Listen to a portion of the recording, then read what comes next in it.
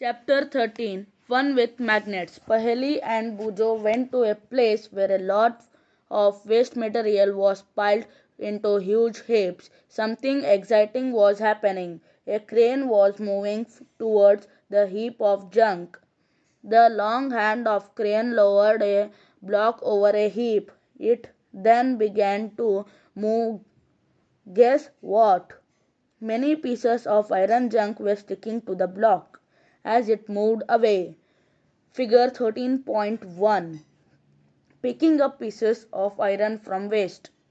They had just read a very interesting book on magnets and knew immediately that there must be a magnet attached to the end of the crane that was picking up iron from the junkyard. You might have seen magnets and have seen enjoyed playing with them.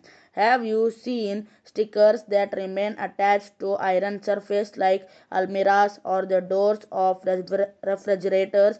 In some pin holders, the pin seemed to be sticking to the holder.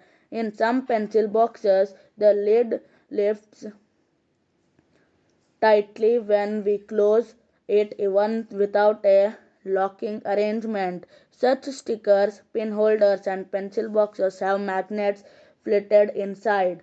If you have any one of these items, try to locate the magnets inside these. How magnets were discovered. It is said that there was a shepherd named Magnes who lived in ancient Greece. He used to take his herd of sheep and goats to the nearby mountains for grazing. He would take a stake with them to control his herd. The stick had a small piece of iron attached at one end. One day he was surprised to find that he had pulled hard to free his stick from a rock on the mountainside. Figure point 13.3 It seemed as if stick was being attracted by the rock. The rock was natural magnet and it attracted the iron strip of the shepherd's stick. It is said that this is how natural magnets were discovered. Such rocks were given the name magnetite, perhaps after the name of that shepherd. Magnetite contains iron. Some people believe that magnetite was first discovered at a place called Magnesia.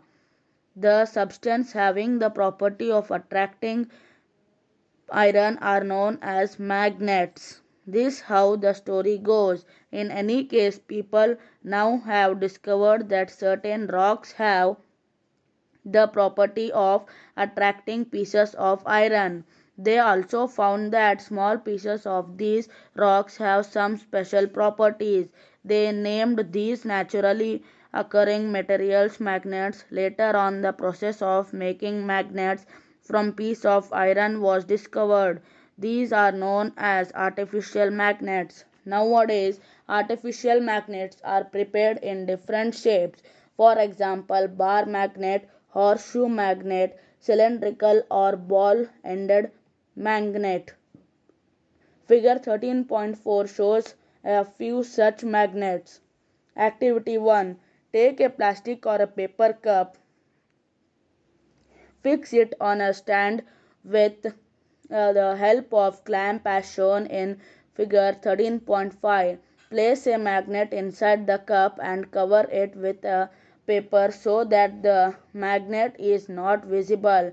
Attach the thread to clip made of iron. Fix the other end of the thread at the base of the stand. Mind you, the trick involved here is to keep the length of the thread sufficiently short. Bring the clip near the base of the cup. The clip is raised in air without support like a kite. Magnetic and non-magnetic materials.